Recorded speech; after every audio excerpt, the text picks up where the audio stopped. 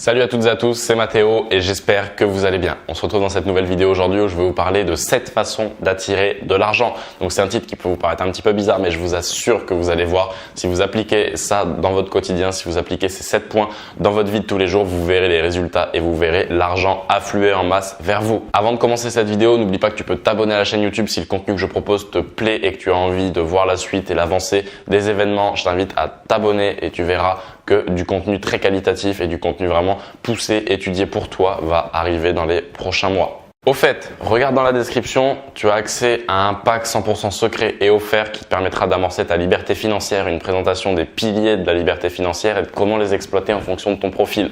Je t'invite à aller voir ça si tu es intéressé, si tu as réellement envie de te lancer. Je te laisse tout de suite après l'introduction.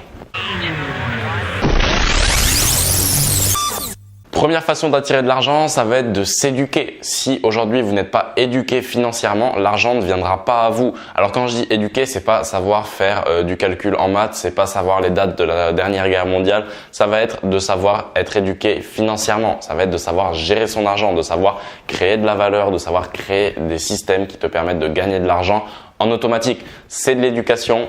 C'est de l'éducation financière, c'est de l'apprentissage. Donc là, forme-toi, lis des livres, apprends les processus des plus grands, apprends les méthodes qu'ont appliquées les plus grosses fortunes de cette planète. Voilà, tout simplement, copie. Moi, je me tue à le dire à des personnes qui cherchent toujours à trouver la nouvelle idée de génie. Mais regarde ce qui fonctionne déjà, regarde les stratégies des millionnaires, milliardaires actuels et duplique, reproduis à ton échelle. Mais parce que voilà, tout le monde a bien commencé à un moment ou à un autre. Reproduis à ton échelle leur business model, leur système, leur méthode. Donc, éduque-toi des meilleurs. Lis des livres, encore une fois là tu le vois pas mais derrière sur mon canapé j'ai 2 livres qui viennent d'arriver ce matin. Ici j'ai mon étagère pleine, j'ai 4 livres de retard d'ailleurs, là-dessus il faut que je relise encore plus. Mais forme-toi tout le temps. Moi, s'il y a une journée qui se passe sans que j'ai appris quelque chose, c'est une mauvaise journée. Une bonne journée est une journée où je vais prendre soin de moi, soin de mon corps, donc en faisant du sport, soin de mon esprit, en apprenant et où je vais travailler pour mes clients. Donc à partir de là, si j'ai fait ces 3 choses dans ma journée est bonne. Mais tu vois que il faut tout le temps se former, s'éduquer. Donc ça, je pense que j'y viens assez, tu comprends le principe, mais c'est quand même très important et je pense que c'est même la base pour attirer de l'argent, c'est d'avoir un esprit, un mindset de millionnaire, un mindset de personnes capables de recevoir ces sommes d'argent et de savoir les gérer. Parce que c'est le réel problème des personnes qui gagnent au loto et qui derrière perdent tout, c'est que ces personnes ne sont pas éduquées financièrement. Donc ok, tu as 1 million d'euros qui arrive, tu dis ah bah génial, je vais acheter une Ferrari à 200 000 euros, une Rolex à 10 000 euros, une maison à 400 000 euros et derrière il me reste déjà plus grand chose. Donc par rapport à ça, éduque-toi financièrement, tu verras que ton portefeuille à terme te dira merci. Parce que certes, t'éduquer financièrement ne va pas te permettre demain d'avoir 1 million d'euros, mais va te permettre dans 20 ans d'avoir 1 million d'euros grâce à l'effet exponentiel des intérêts composés. Deuxième point pour attirer de l'argent, ça va être le networking. Moi, ça c'est quelque chose, j'insiste pas mal là-dessus, ça va être de te créer un réseau, d'entretenir ce réseau et d'utiliser ce réseau. Comment créer ce réseau? En allant à des événements. Tu vas me dire oui Mathéo, ça coûte de l'argent. Oui, certes, c'est pas grave. Tant pis. Aujourd'hui, moi, je viens de prendre encore la réservation pour un séminaire à 200 euros. Je me balade souvent sur des événements. La dernière fois, pas business, mais j'étais avec un ami au Club Porsche. J'ai rencontré des personnes qui pèsent, mais vraiment très lourd dans le marché francophone. Donc, pas au niveau forcément business en ligne ou quoi, mais qui ont des grosses entreprises qui sont là. J'ai même parlé avec le directeur général d'une des plus grosses entreprises mondiales de cybersécurité. C'est pour vous dire, donc il y a vraiment des personnes qui pèsent et tout ça. C'est des personnes que je fais rentrer dans mon réseau. Je ne suis pas encore rentré dans le leur parce que je suis inutile par rapport à eux, mais eux sont rentrés dans le mien et c'est des personnes que je peux quand même appeler, solliciter si j'ai besoin. Donc après, va falloir savoir entretenir ce réseau et savoir l'exploiter. Là est toute la difficulté également du networking. Troisième point pour attirer de l'argent, ça va être de savoir être autodiscipliné. Si vous n'êtes pas capable de vous inspirer, de vous instaurer une discipline, quelque chose, une rigueur qui va vous permettre d'avancer step by step vers vos objectifs, vous n'y arriverez pas. Parce que c'est là encore une fois un danger de la liberté financière, de l'entrepreneuriat, c'est qu'aujourd'hui vous arrêtez les cours, vous arrêtez votre boulot pour vous lancer à fond dans votre entreprise.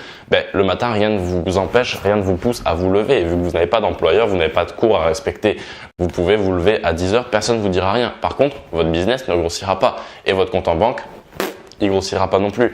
Donc, soyez capable de vous inspirer des personnes qui ont une grosse discipline, qui ont une rigueur de vie, qui ont un schéma de journée type. Parce qu'attention, être entrepreneur ne veut pas dire que tous les jours on fait des choses différentes. j'ai des journées qui se ressemblent, j'ai des journées qui me font chier, j'ai des tâches que j'aime pas faire. Voilà, forcément, j'ai pas trop d'exemples là, mais faire du SAV, faire mes montages vidéo quand tous mes monteurs sont pris, c'est pas quelque chose que j'aime, mais pourtant c'est quelque chose que vous êtes obligé de faire. Donc arrêtez de penser que l'entrepreneuriat c'est juste une partie de plaisir où on va gagner de l'argent automatique et pouvoir faire le tour du monde. Non, à un moment, faut charbonner, faut mettre, excusez-moi de le dire comme ça, mais les mains dans la merde et faut être prêt à faire des sacrifices pour atteindre ses objectifs. Donc créez-vous une réelle discipline, un réel rythme de vie. Je sais que je me lève tôt, je fais du sport, je travaille tous les jours, je vais voir mes clients à partir de telle heure à telle heure, je fais mes recherches immobilières, à partir de telle heure, je vais démarcher, j'ai vraiment un schéma de journée qui est bien défini et certes, des fois ce schéma dépasse un peu ou n'est pas forcément comme sur le papier, mais j'ai quand même une discipline qui me permet de structurer mes journées de la même manière à chaque fois pour créer une réelle habitude, mais une habitude cette fois constructive, pas une habitude destructive, parce que souvent les habitudes sont destructives, la routine est destructive, mais certaines habitudes de rythme de vie te permettent justement de garder une efficience, une productivité au niveau maximum pour atteindre des objectifs très haut dans ton business. Quatrième point pour attirer de l'argent, ça va être de savoir apporter de la valeur, partager son savoir. C'est quelque chose de très important. Je vois trop de gens qui disent non, je vais pas parler à cette personne de mon projet parce que cette personne peut me piquer mon projet. Oui, mais si toi tu travailles plus, si toi ton projet est mieux défini et mieux réfléchi, tu n'as pas à te soucier de cette personne. Justement, si cette personne a envie de se lancer, c'est qu'elle sent qu'il y a une opportunité, qu'il y a un marché, donc c'est tout bénef pour toi. Vas-y à fond et partage ton savoir également pour avoir les retours des personnes qui vont te permettre des fois, même si ces personnes ne sont pas dans ton domaine, dans ton industrie, d'avoir des retours pertinents que tu vas pouvoir toi prendre, réaménager un petit peu, réorienter, réorganiser pour les réimplémenter dans ton business et améliorer encore ta proposition de valeur, améliorer ta délivrabilité, améliorer tes pricing pour améliorer ton business tout simplement. Donc partage ton savoir, apporte de la valeur, ça c'est quelque chose de très important. Tu peux pas te permettre aujourd'hui de te dire allez je lance une formation juste pour gagner 1000 € et derrière pas assumer et pas délivrer de bon contenu pour tes clients.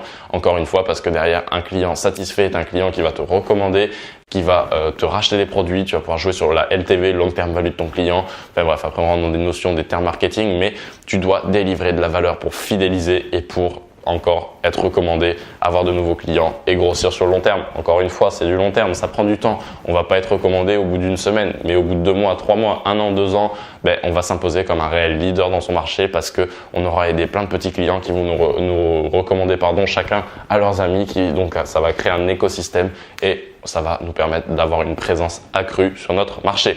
5e façon d'attirer de l'argent, il ne faut pas avoir peur de se faire aider, de déléguer. Moi-même, j'ai beaucoup de mal à déléguer, à faire confiance à d'autres personnes que moi pour mon business et je sais que c'est quelque chose qui me jouera des tours, qu'il faut que je travaille et je suis en train de travailler là-dessus, mais accepter d'être aidé, accepter de ne pas savoir tout faire. Aujourd'hui, moi j'ai créé un site internet, je suis passé par des prestataires.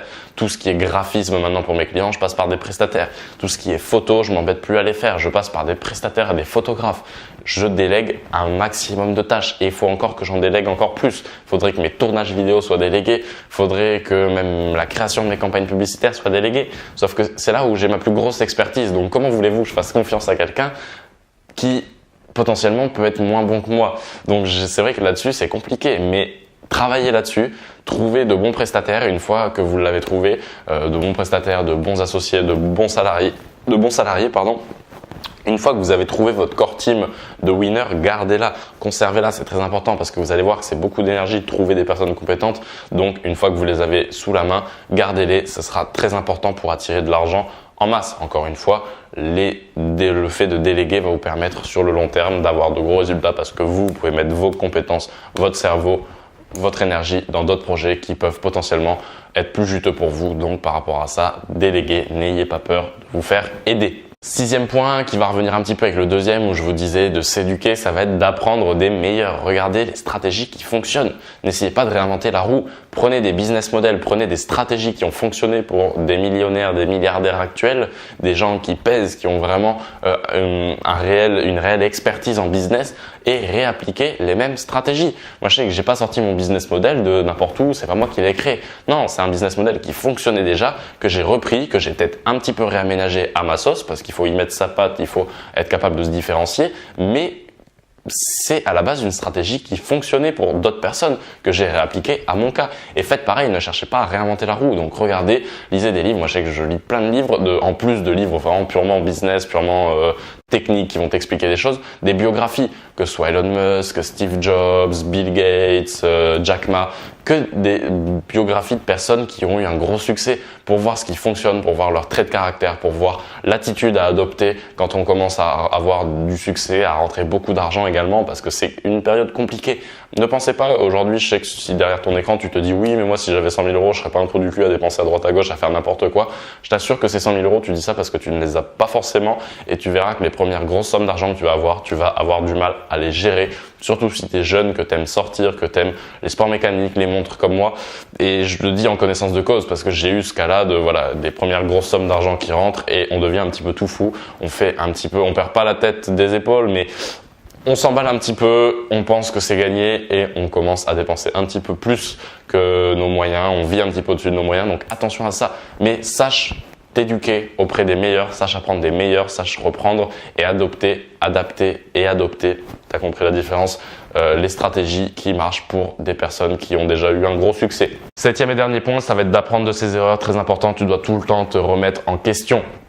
Aujourd'hui, moi, je sais que j'ai fait plusieurs erreurs qui me permettent aujourd'hui d'apprendre, que ce soit dans du relationnel par rapport à des clients que j'ai voulu aborder, que ce soit par rapport à mon compte publicitaire Facebook qui a été bloqué. C'était des erreurs de ma part. Mais c'est pas grave. Par exemple, maintenant, c'est rétabli et j'ai pris cette expérience. Je la garde et je sais pourquoi j'ai échoué ici et là, je sais pourquoi j'ai réussi ici et là, et ça me permet de faire une synthèse de tout ça et d'être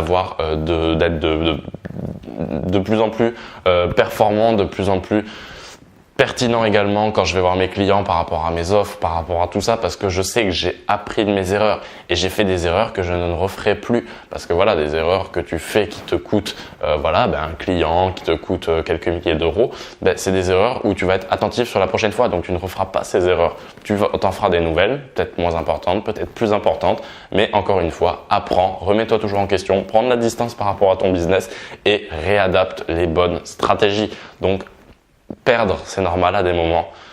Échouer, c'est normal. Avoir des échecs, c'est quelque chose d'obligatoire dans l'entrepreneuriat. Mais justement, là, on va voir la différence. C'est dans la capacité à se relever de ces échecs, de ces pertes, justement pour les transformer en gains.